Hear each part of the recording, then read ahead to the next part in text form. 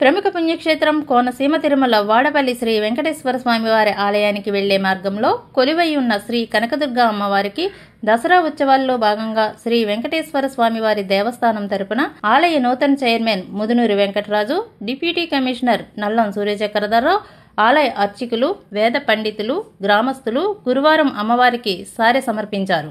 ముందుగా శ్రీవారి బ్రహ్మోత్సవాల్లో భాగంగా ఆలయ సన్నిధిలో అర్చకులు, వేద పండితులు శాస్త్రోక్తంగా పందిరిరాటను కార్యక్రమాన్ని నిర్వహించారు.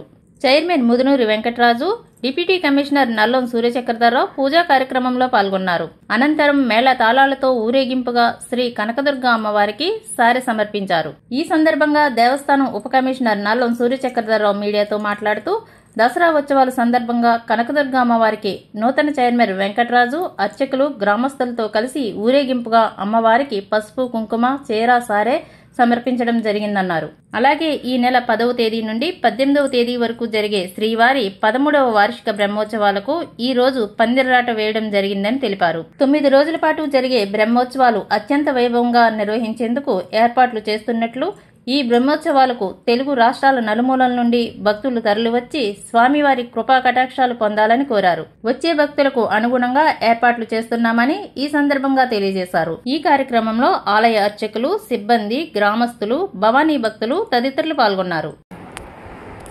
ఓం నమో వెంకటేశాయ నమః.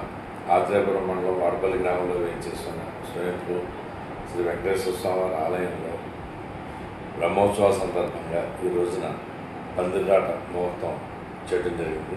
తదనంతరం ముదునూరి వెంకటరాజు గారు కలిసి అమ్మవారికి ఊళ్ళో వేయించేస్తున్న కనకదుర్గ అమ్మవారి దేవస్థానం, ఇక్కడ స్వామివారి దేవస్థానం నుంచి పట్టుబట్టలు, మరి వాళ్ళ పళ్ళు, ప్రసాదాలు ఇవన్నీ కూడా పశువు, గాజులు ఇవన్నీ కూడా పెట్టుకోవడం జరిగింది.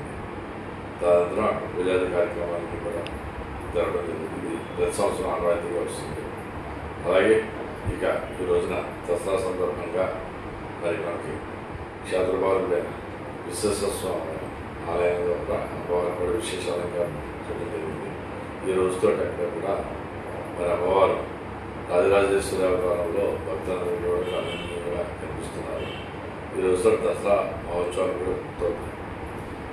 అలాగే స్వామివారి బ్రహ్మోత్సవాలు ఈ నెల 10వ తారీఖు నుంచి 18వ తారీఖు వరకు కూడా 9 రోజులు అంగరంగ వైభవంగా మరి జరుగుతాయి. ఇందులో లక్షలాదిగా భక్తులు పాల్గొంటారు.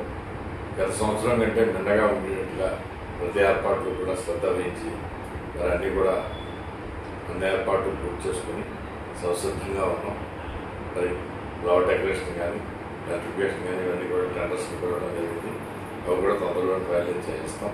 ఇవి కాకుండా మరి ప్రతిరోజు కూడా నిత్యం ఒక వాహనం గ్రామోత్సవంలో స్వామివారు అమ్మవారు కలిసి మరి ఎవరైతే ముసలివాళ్ళు కానీ, అంగవైకల్యం ఉన్నవాళ్ళు కానీ, ఇంట్లోంచి రాని వాళ్ళు ఎవరైతే ఉన్నారో వాళ్ళందరికీ కూడా స్వామి వారి దగ్గరికి వెళ్ళడానికి వీలుగా ఈ గ్రామోత్సవాలన్నీ జరుగుతాయి. అలాగా మరి ప్రతిరోజు కూడా మరొక వాహనం వివిధ రకాలైన కళాకారులు, వాయిద్యకారులతో మరి స్వామివారు ఊరేగింపుగా వెళ్ళటం మరి భక్తులందరికీ అనుమతి చేస్తారు. మా రోజుల్లో కూడా భక్తులు కూడా విశేషంగా స్వామివారితో కూడా పాల్గొంటారు. ఈ యొక్క కార్యక్రమాలన్నీ కూడా పూర్తవుతాయి.